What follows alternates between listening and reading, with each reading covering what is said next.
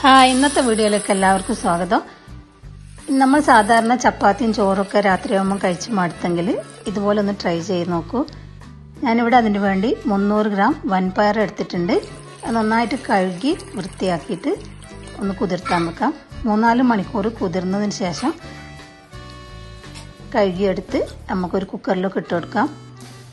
അതിൻ്റെ കൂടെ തന്നെ നമ്മൾ ചോറ് വെക്കുന്ന അരി വൻപയർ എടുത്തതിൻ്റെ 1/4 ഭാഗം അതും കൂടെ കഴുകി ഇതിലേക്ക് ഇട്ട് കൊടുക്കാം.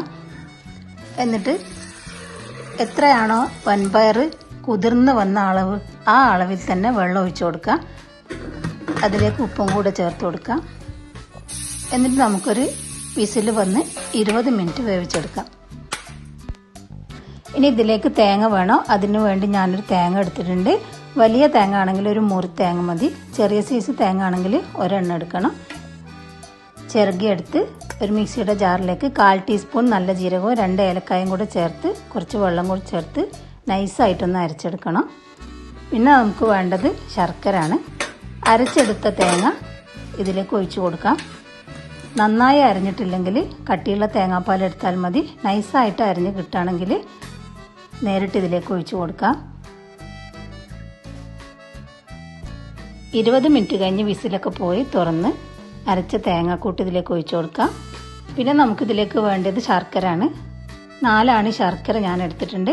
അത് കുറച്ച് വെള്ളം ഒഴിച്ച് കട്ടിയായിട്ട് തന്നെ മെൽറ്റ് ചെയ്തെടുക്കണം. എന്നിട്ട് അരിച്ചെടുത്ത് ഇതിലേക്ക് ഒഴിച്ചു കൊടുക്കാം. ഞാൻ ഇടയ്ക്ക് രാത്രി ഇങ്ങനെയൊക്കെയാണ് ഉണ്ടാക്കാറ്. കൂടുതൽ ആരോഗ്യപ്രദമായ ഫുഡാണിത്. അതുകൊണ്ടിട്ട് നിങ്ങൾക്കും കൂടെ ഒന്ന് പരിചയപ്പെടുത്താമെന്ന് വിചാരിച്ചു. ഇനി അരിച്ചെടുത്ത ശർക്കരയും കൂടെ ഒഴിച്ച് തിളച്ചെടുക്കാം. ചൂടാറി സെറ്റായി കഴിയുമ്പോൾ നമുക്ക് ഉപയോഗിക്കാം. അപ്പോൾ തേങ്ങയും ശർക്കരയൊക്കെ ഒഴിച്ച് നന്നായി ഇളക്കി കൊടുക്കുക. എന്നിട്ട് തിളച്ചതുപോലെ സെറ്റായി വന്നാൽ ഇറക്കി വെക്കാം.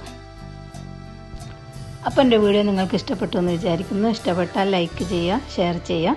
സബ്സ്ക്രൈബ് ചെയ്യാത്തവരാണെങ്കിൽ ഒന്ന് സബ്സ്ക്രൈബ് കൂടി ചെയ്ത് സപ്പോർട്ട് ചെയ്യുക. ഇനി നമുക്ക് അടുത്ത വീഡിയോയിലൂടെ കാണാം. താങ്ക്